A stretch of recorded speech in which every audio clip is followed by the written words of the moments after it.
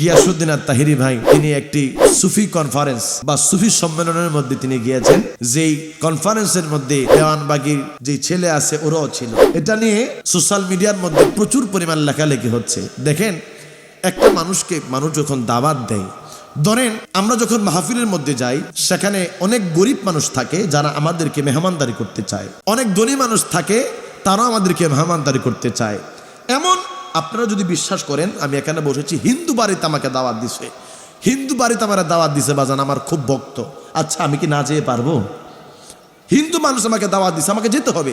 হয়তোবা আমার এই যাওয়ার মাধ্যমে আল্লাহ তাকে কালেমা নসিব করতে পারে। কথা বলেন না ঠিক কিনা? তো হিন্দু বাড়িতে দাওয়াত দিয়েছে, আমি গেছি, তো আমাকে যেখানেই দাওয়াত দেয় আমরা যাই। তো বিষয়টা এমনও হতে পারে যে আমাদের প্রিয় ভাই মাওলানা গিয়াসউদ্দিন আত-তাহিরি সাহেব তিনাকে দাওয়াত দিয়েছে, কিন্তু সেখানে যে অন্য দরবারের যে সমস্ত শাহজাদাগণ রয়েছে বা অন্য দরবারের যেই ধরনের রয়েছে, যারা প্রতিনিধিত্বকারী রয়েছে, তারা যে রয়েছে, তিনি বিষয়টা জানেন না। যাওয়ার পরে তিনি দেখছে যে বিষয়টা এই রকমের। আচ্ছা, যাওয়ার পরে দেখলো যে একজন মানুষ আছে, তো এখন কি সেই জায়গা থেকে বেরিয়ে চলে আসবে? আর তিনিকে আমরা দেখলাম তিনি যে বক্তব্য দিয়েছেন, এই বক্তব্যের মধ্যে তিনি সেই দরবারের কোনো তারিফ করে নাই, সেই দরবার নিয়ে তিনি কোনো রকমের প্রশংসা করে নাই। তো প্রশংসাও করে নাই, দরবার নিয়ে কোনো রকমের বক্তব্য দেয় নাই। সেই জন্য আমাদের কিছু আবেগপ্রবণ ভাইয়েরা তাহিরি ভাইকে বিভিন্ন রকমের সমালোচনা করতেছে, তিনাকে বিভিন্ন রকমের ভাবে হেয় প্রতিপন্ন করার চেষ্টা করতেছে। যেই সময়ে আমাদের মাওলানা গিয়াসউদ্দিন আত-তাহিরি সাহেবের বড় বিপদের একটা সময় বললেই চলে, যেহেতু প্রোগ্রাম করতে পারতেছে না ওই রকমের, যা হোক তারপরে মোটামুটি প্রোগ্রাম করতেছে, তারপরে একটু মামলা মোকদ্দমাও আছে। এই অবস্থার মধ্যে এখন আমরা নিজেরা যদি কাদা ছড়াছড়ি করি, তাহলে এটা আসলে শুভ হবে না। দেখেন বাবা, মানুষ মাত্রই ভুল, মানুষ মাত্রই মানুষের ভুল হতে পারে, আপনি এটাকে সংশোধন করতে পারেন, কিন্তু আপনি তিনাকে মুশরিক বানিয়ে দিবেন, আপনি তিনাকে মুনাফিক বানিয়ে দিবেন, আপনি তিনাকে দালাল বানিয়ে দিবেন, আপনি তিনাকে বন্ড উপাধি দিবেন, বাবা এটা ঠিক না। এই কাজ থেকে বিরত থাকতে হবে। আমরা নিজেরা যদি কাদা ছোড়াছুরি করি, কাদা ছোড়াছুরি করলে ভবিষ্যতে সুন্নিয়াত বড় কঠিন হয়ে যাবে। কথা কন না ঠিক কিনা?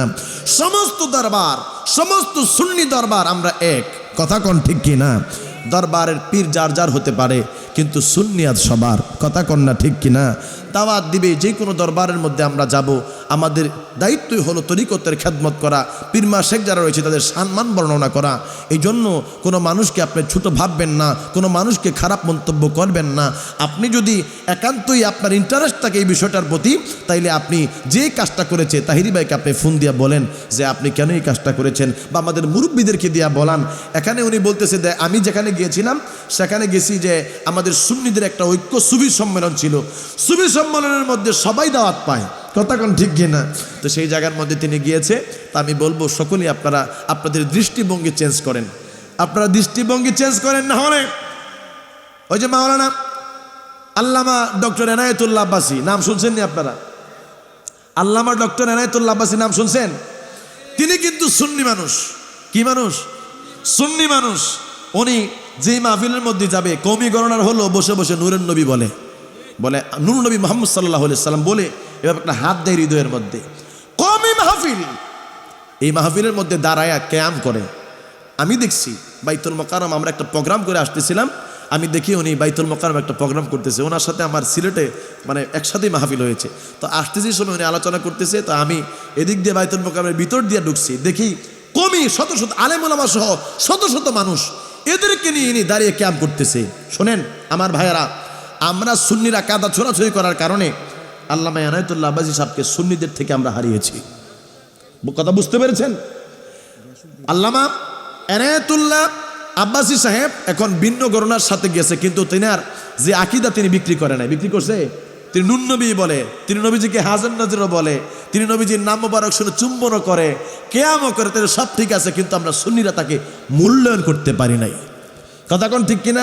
কিছুদিন আগে আমাদের দুইটা ভাই, হাসান আজারি ভাই, মোস্তফা আজারি ভাই, তারাও ভিন্ন ঘরনার ভাইদের সাথে গেছিল, হয়তো একটা উদ্দেশ্য নিয়ে গেছে, ভালো কোনো উদ্দেশ্য। আমরা এমনভাবে ফেসবুকটাকে আমরা কাদা ছড়াছড়ি করলাম, একবারে পচা বানাইছি বাজান। এইগুলা করলে সুন্নিয়াতের সম্পদ হারাবেন।